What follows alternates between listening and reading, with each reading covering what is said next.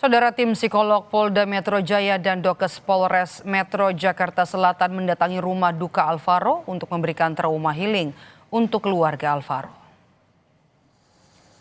Di kediaman orang tua mendiang Alvaro, tim psikolog Polda Metro Jaya dan Dokes Polres Metro Jakarta Selatan bertemu dengan ibu serta kakek korban. Saat mendapatkan treatment, ibu dan juga kakek Alvaro disebut masih dalam keadaan syok dan terpukul. Oh, dipecik. Iya. Karena becek gak jadi lagi. Mudah-mudahan nanti dengan Pak Camat ini. Saya didampingi dari psikolog dari Polda Metro Jaya dan juga dengan Bu Kasidokes dari Polres Metro Jakarta Selatan melakukan pendampingan kepada pihak keluarga almarhum adik Alvaro. Pendampingan ini tujuannya untuk trauma healing lebih kepada untuk menstabilkan emosional ya Bu ya, psikologi dari pihak keluarga seperti itu. Dan ini akan kita lakukan terus ya memang sampai keadaan dari psikis pihak keluarga ini bisa ya berangsur stabil membaik seperti itu. Propam Polres Jakarta Selatan akan memeriksa personel kepolisian yang bertugas menjaga pelaku penculikan dan pembunuhan Alvaro Kiano Nugroho. Menyusul aksi bunuh diri yang dilakukannya di ruang konseling Mapolres Jakarta Selatan. Tersangka sedang dititipkan di ruangan tersebut karena esok harinya harus dilakukan pemeriksaan medis pasca penetapan tersangka.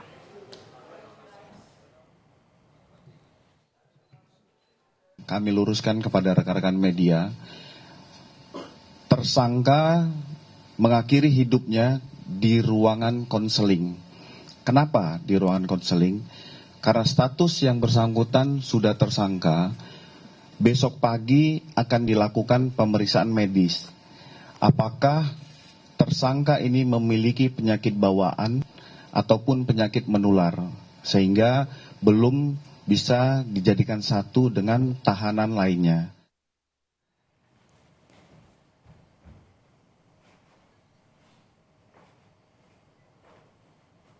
Sementara itu, saudara ibunda Alvaro Kiano Nugroho, Arum, akhirnya tiba di rumah duka di Pesanggerahan, Jakarta Selatan setelah melakukan pengambilan sampel di Rumah Sakit Polri. Kepulangannya disambut isak tangis keluarga di tengah penantian proses identifikasi yang masih berlangsung. Masalahnya kan masih kayaknya jadi yang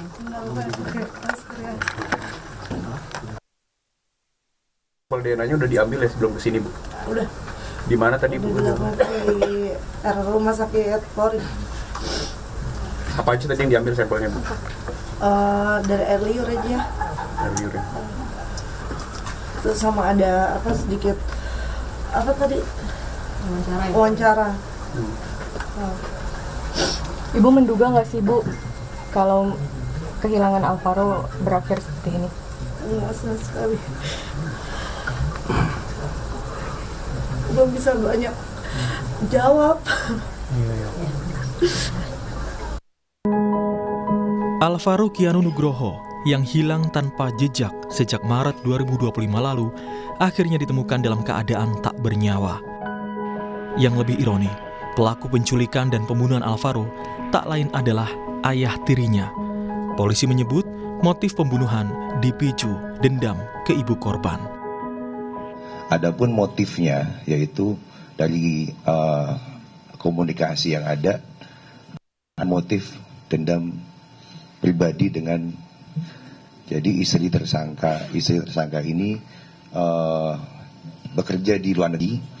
Nah, akibat bekerja di luar negeri, dari hasil itu muncul adanya dugaan perselingkuhan yang dilakukan oleh istrinya. Nah, di situ ada motif tersendiri terhadap si tersangka ini. Tugimin, kakek Alvaro tidak menyangka ayah tiri cucunya menjadi terduga pelaku yang menculik dan membunuh Alvaro. Selama ini ayah tiri Alvaro selalu bersikap baik, bahkan selama 8 bulan hilang, dia juga sempat ikut mencari Alvaro. Selama 8 bulan itu juga memang ayah tirinya itu juga sering suka datang ya, ntar seminggu sekali, 2 minggu sekali, bahkan sampai 2 minggu itu sampai 3 kali datang, dan pada waktu Alvaro hilang pun dia selalu ikut mencari, mengajak istrinya untuk mencari mutar kemanapun ada petunjuk-petunjuk, di mana ada petunjuk dia langsung jalan sama istrinya, dan bahkan tidak ada merasa dia itu sebetulnya sudah mempunyai rasa bersalah. Sementara itu tersangka AI, 49 tahun yang merupakan ayah tiri korban, kemudian ditemukan tewas di ruangan konseling Polres Jakarta Selatan. Padahal tersangka akan menjalani pemeriksaan medis pasca penetapan tersangka. Kasus hilangnya Alvaro membuat Ketua Komnas Perlindungan Anak Jakarta, Cornelia Agatha, menegaskan pentingnya kepekaan masyarakat sekitar jika melihat ada tanda-tanda potensi kekerasan pada anak agar dapat melapor. Yang pertama adalah membangun awareness masyarakat ya, kepekaan kolektif ya, antara ya maksudnya masyarakat gitu, bahwa jika kita melihat ada tanda-tanda yang berpotensi ancaman yang terkait anak, itu tentunya kita harus peka dan tentunya kita bisa menghindari ya, sebetulnya sama-sama melindungi lah gitu. Terus juga mungkin ya sistem penguatan perlindungan anak itu memang harus ditingkatkan. Alvaro dilaporkan hilang oleh keluarganya pada Maret 2025. Saat itu, Alvaro pergi ke masjid tak jauh dari rumahnya di kawasan Pesanggerahan, Jakarta Selatan. Selang 8 bulan, Alvaro akhirnya ditemukan dalam keadaan tak bernyawa. Tim Liputan, Kompas TV. Lalu bagaimana update penanganan kasus ini? Kita tanyakan ke jurnalis Kompas TV Jona Hamonangan dan juga juru kamera Andika Ahadiat. Jona, selamat petang. Tadi polisi beri trauma healing ya kepada keluarga. Lalu kapan jenazah akan diserahkan untuk dimakamkan keluarga?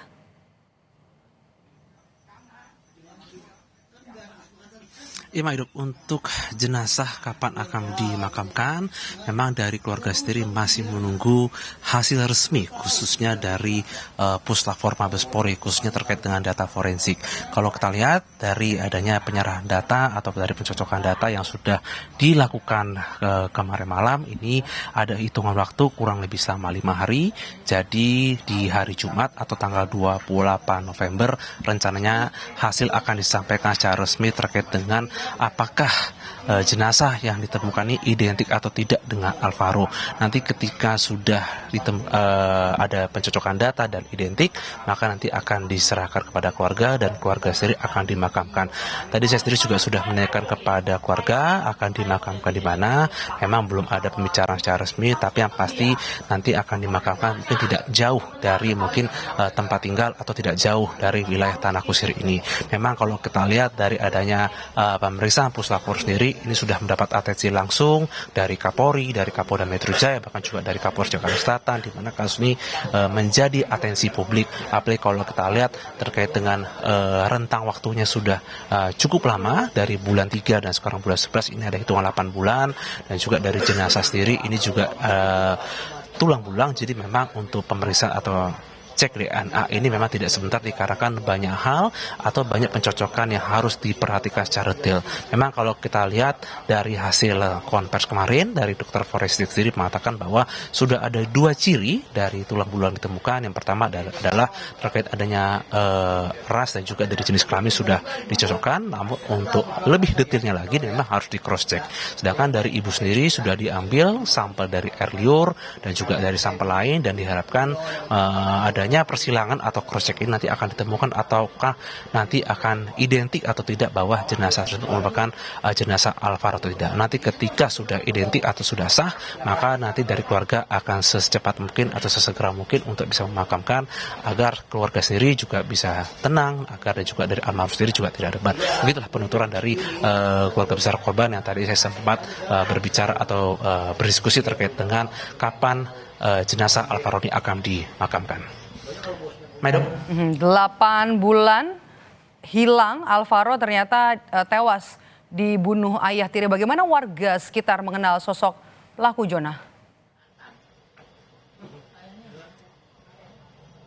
Ya, Madop, ini cukup menarik sekali terkait dengan bagaimana sosok dari Ayah Tiri. Tadi saya sudah berbincang kepada tetangga dan juga kepada keluarga. Sosok Ayah Tiri dari Alvaro ini sebenarnya adalah sosok yang pendiam, tapi juga dikenal sebagai sosok yang hangat dan juga sayang kepada dari Alvaro sendiri. Sering dari tetangga ataupun keluarga mereka melihat Alvaro suka dibawa jalan-jalan, mungkin dari keliling kampung ataupun dibelikan seperti makanan kecil seperti itu. Jadi sebenarnya tidak ada terlihat mungkin tanda kutip seperti ada mungkin perbuatan atau tindak laku yang mungkin terlihat seperti kasar gitu kepada Alvaro. Jadi sosok yang dirasakan oleh keluarga ataupun tetangga bahwa Ayah Tiri ini adalah sosok yang hangat dan sayang kepada Alvaro sendiri. Jadi memang kejadian ini cukup disayangkan dan ini saja menjadi pelajaran juga kepada publik atau masyarakat luas. Madam. Baik, terima kasih jurnalis Kompas TV Jona Hamonangan dan juga juru kamera Andika Hadia. Terima kasih Jona.